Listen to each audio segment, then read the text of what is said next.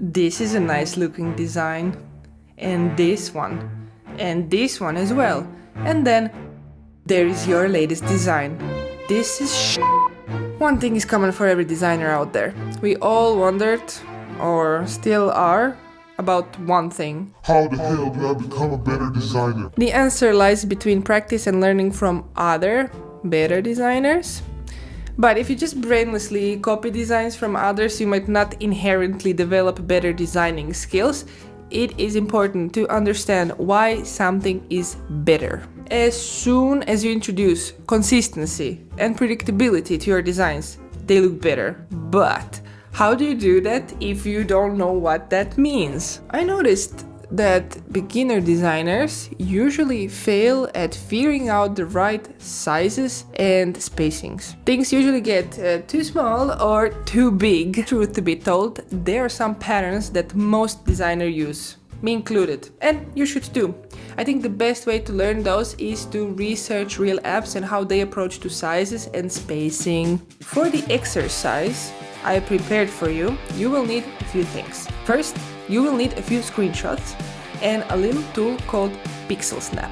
This tool quickly checks dimensions and spacing of whatever you have on your screen. Like all the good things in life, Pixel Snap is not free, but if you can't buy it for some reason, I will show you alternative later, how you can do it manually, but in much less enjoyable way, but it's free. So, the first thing is to find good looking apps. If you have no idea where to look for those, check the top 10 used apps from the App Store. You should find some good ones there. Next, open Figma and put those screenshots on your canvas. We also need to configure Pixel Snap a bit. In your Pixel Snap settings, make sure to enable Figma integration. That's really important.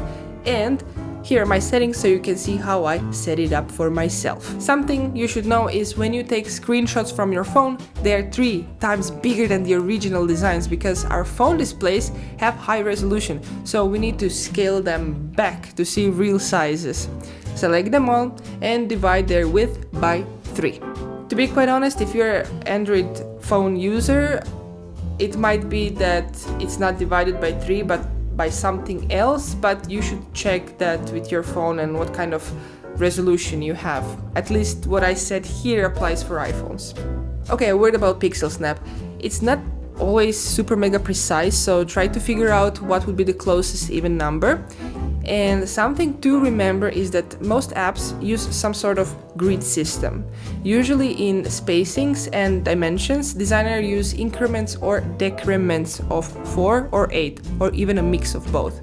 I do that very often. But in the end, the value should be an even number. So here are some ideas what to pay attention to.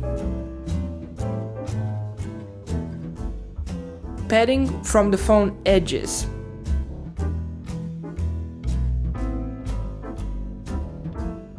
Distances between elements.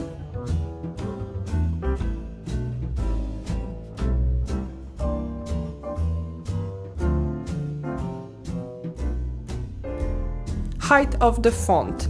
That will tell you approximately what size the font is.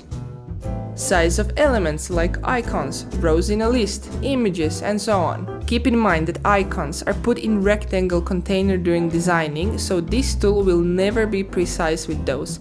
Use logic here and always first draw dimension rectangles on them, and that applies to every element with rounded or uneven edges. Okay, so what now?